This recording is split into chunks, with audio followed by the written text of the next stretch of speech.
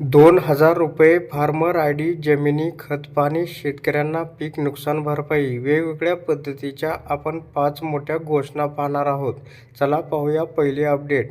प्रधानमंत्री किसान सन्मान निधी योजना देशातील छोट्या व अल्पभूधारक शेतकऱ्यांसाठी आर्थिक आधार ठरत आहे. शेतीमध्ये गुंतवणूक वाढवणे आणि ग्रामीण अर्थव्यवस्थेला बळकटी देण्यामध्ये या योजनेचं महत्त्वपूर्ण योगदान आहे. तर मला आनंद आहे की आदरणीय पंतप्रधान श्री नरेंद्र मोदीजी साहेब हे आज 13 मार्च रोजी आसाममधील गुवाहाटी येथील पवित्र मा कामाख्या भूमीतून देशभरातील 9.32 कोटीहून अधिक शेतकऱ्यांच्या खात्यात PM किसान योजनेचा 22वा हप्ता ₹2,000 जमा करण्यात येणार आहे. आता 2 नंबरची अपडेट पाहूया. महाराष्ट्र शेतजमिनी संदर्भातील 1961च्या कायद्यानुसार भूमिहीन शेतकऱ्यांना तसेच माजी सैनिकांना जमीन देण्याचा निर्णय घेण्यात आला होता.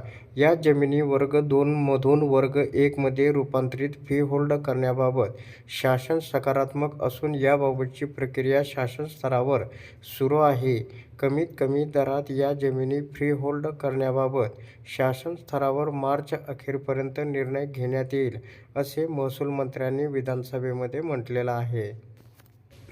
त्याच्यानंतर पुढे कृषी क्षेत्रातील विविध योजनांचा लाभ शेतकऱ्यांपर्यंत जलद गतीने पोहोचवण्यासाठी केंद्र सरकारच्या कृषी व शेतकरी कल्याण विभागामार्फत ॲग्रीस्टॅग योजना राबवली जाते. या अंतर्गत सर्वाधिक शेतकऱ्यांना ओळख क्रमांक फार्मर आयडी देणारे महाराष्ट्र हे देशातील पहिले राज्य आहे. ॲग्रीस्टॅग अंतर्गत बोगस आयडी देण्यात आल्याची कोणतीही तक्रार नाही. तथापि असे निदर्शनास आल्यास त्याबाबत चौकशी करून सामूहिक सुविधा केंद्रावर कारवाई केली जाणार असल्याचं कृषी मंत्र्यांनी म्हटलं आहे. आता पुढची अपडेट पाहूया. खत विक्रीत अनियमितता आढळल्यास संबंधित विक्रेत्याचे परवाने 15 दिवसाऐवजी 6 महिन्यांसाठी निलंबित करण्याचा निर्णय घेण्यात येईल, असे कृषी मंत्री यांनी म्हटलं आहे. शेतकऱ्यांची फसवणूक होऊ नये यासाठी कडक कारवाई करण्यात येणार असल्याचं सुद्धा त्यांनी म्हटलं आहे. याबाबत करण्यात आलेल्या कारवाईची त्यांनी माहिती दिली. राज्यात सध्या खताचा पुरेसा साठा उपलब्ध असून शेतकऱ्यांना खताच्या बाबतीत कोणतीही अडचण येणार नसल्याचं त्यांनी या ठिकाणी विधानसभेमध्ये म्हटलं आहे. नुकसानग्रस्त शेतकऱ्यांना नुकसान भरपाईसाठी राज्य शासनाने तात्काळ शासन निर्णय काढून जळगाव जिल्ह्यासाठी सुमारे 15,77,00,000 रुपयांची मदत मंजूर केली आहे. राज्यात 2022-23 आणि 23-24 या कालावधीत शेतकऱ्यांना सुमारे 5,000 कोटी रुपयांची मदत देण्यात आली आहे.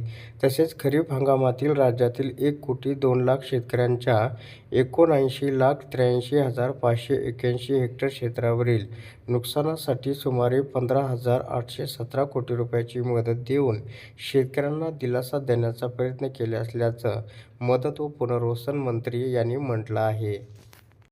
तर शेतकरी बांधवांनो, अशा प्रकारे शेतकऱ्यांसाठी या शेतीविषयक महत्त्वाच्या अपडेट होत्या. अशा प्रकारच्या महत्त्वपूर्ण अपडेट जाणून घेण्यासाठी आत्ताच आपल्या टेक मराठी रघु यूट्यूब चॅनलला जास्तीत जास्त शेअर व सबस्क्राईब करा.